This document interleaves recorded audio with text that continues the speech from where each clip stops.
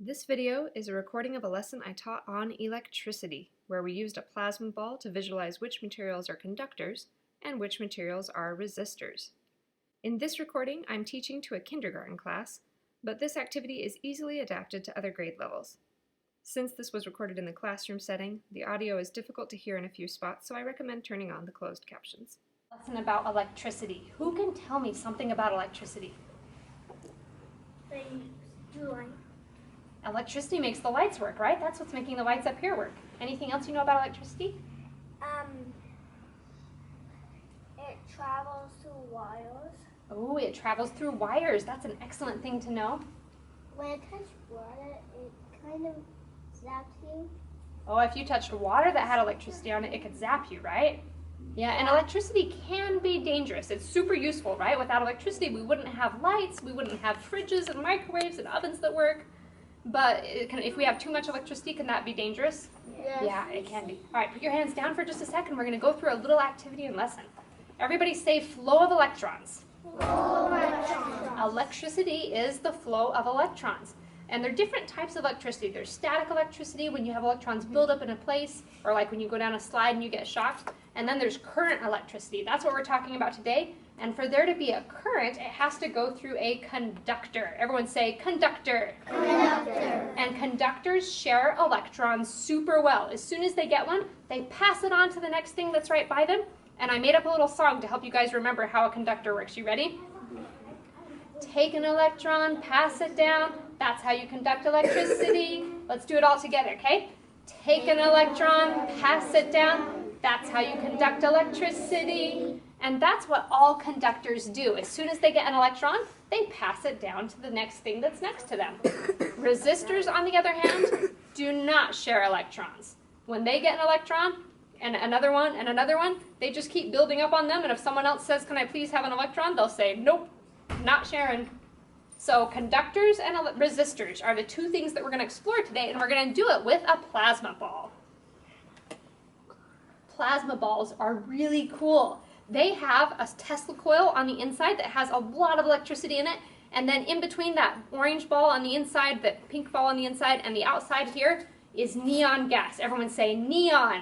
Neon. Neon lights are what make those beautiful colors when you go into Las Vegas at nighttime and you see all those lights, and that's the gas that is in here that is making this beautiful blue and pink color. Hold your hands down for just a minute while we test our conductors and resistors. The first one is plastic. Everyone say plastic. Plastic. So I put a plastic lid on here, and then I put the golf tee here. Conductor or resistor? Everybody say resistor. Resistor. Plastic is a resistor. It does not conduct electricity. Now we're going to do rubber erasers. Everyone say rubber. Rubber. Conductor or resistor? Conductor. Everyone say resistor. Resistor. Rubber does not conduct electricity. Now everybody say wood. Wood. Conductor or resistor? Conductor. Resistor. Everyone say resistor. Resistor. It does not conduct electricity. Now we're going to do metal. Everyone say, oh boy. Oh boy. This is going to be good. So we put the metal coin on here, and then I touch the other one.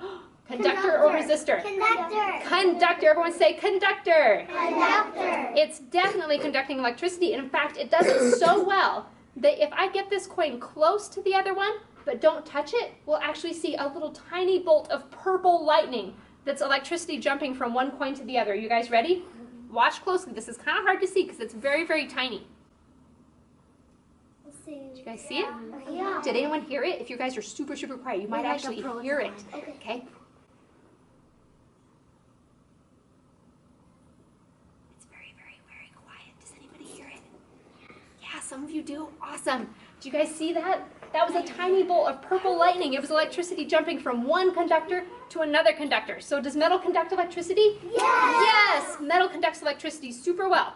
Now we're going to try water. And I'll give you a little spoiler alert. Water conducts electricity so well that I would never just put water on the plasma ball because that would break it and it might hurt me in the process.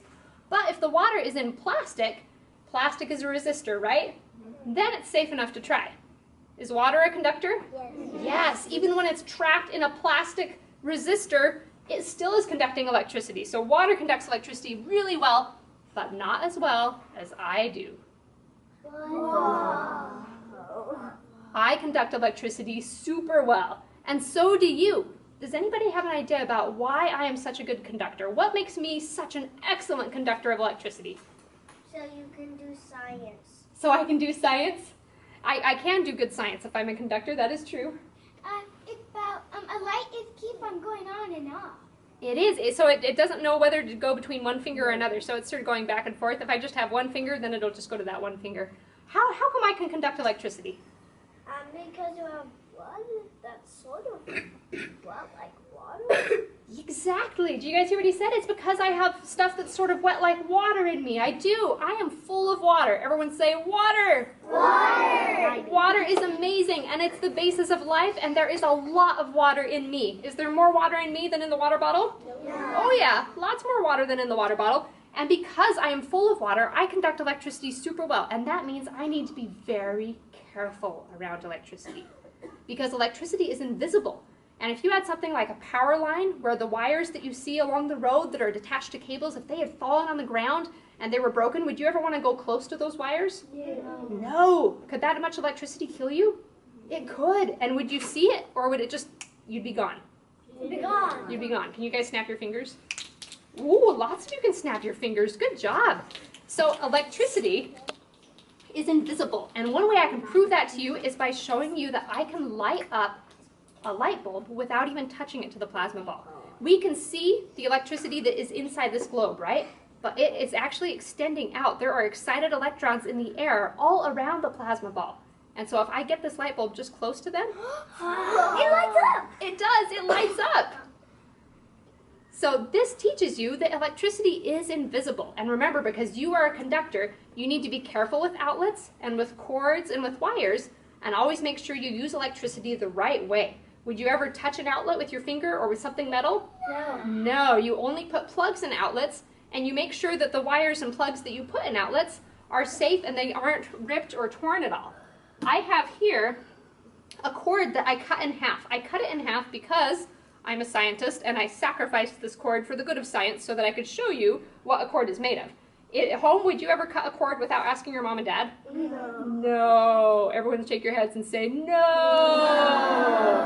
You would never cut a cord. But if you had an old cord and you asked your mom and dad, hey, can we take this apart and see how it works?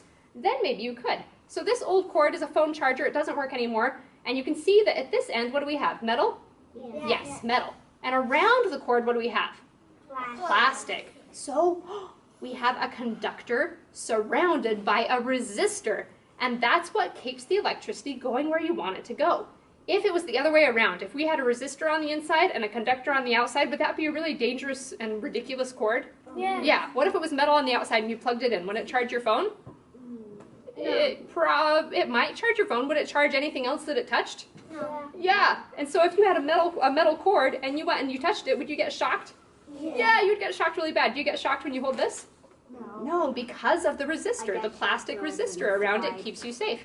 And inside we have little metal wires that can take the current where it needs to go. So we have time for just a few, either something I learned or questions. So remember, if you have a story, save it for recess and tell a friend at recess, okay? I love science stories, but we don't have time for science stories. But if you have a question or if you want to share something you learned, now's the time. Oh, she asked, how does it always move around inside? It's because there's not a clear path for the electricity to go on. There's so much electricity here that it wants to get out, and so it travels through the neon gas to get out. And if it has a conductor, then it says, oh, that's the best way to go. But if there's no conductor, then it will just sort of go any which way it wants, and so it ends up with kind of a random pattern. How is electricity made? Oh, that's a great question. How is electricity made? The answer is lots of different ways, but you guys know where the electricity in this building comes from? Nowhere. It comes from a very cool place that is not very far away. Power plant. Everybody say Hoover Dam. Hoover Dam. Hoover Dam. The electricity that is in this building comes from Hoover Dam, and that's made from hydroelectric power. That means there's a lake that has the water level up here, and then there are turbines that spin, and when the water goes down to the river, that's what makes electricity. We have time for just two more. Does anyone have something they've learned that they want to share? Me? Yeah. I learned I'm looking at that. Looking when you put one finger on that. On the plasma ball? I guess makes one purple line. So she learned. And the other is pink. Yeah, so she learned that when you put one finger on a plasma ball, you get just one line because you conduct electricity. Very nice. If you enjoyed this video, please subscribe. You can find more science activities at my website, jennybaloff.com, and I have lesson plans and printable science coloring books available at Patreon and Teachers Pay Teachers. There are links in the description. As always, thank you for watching, work hard, grow smart, and I'll see you next time.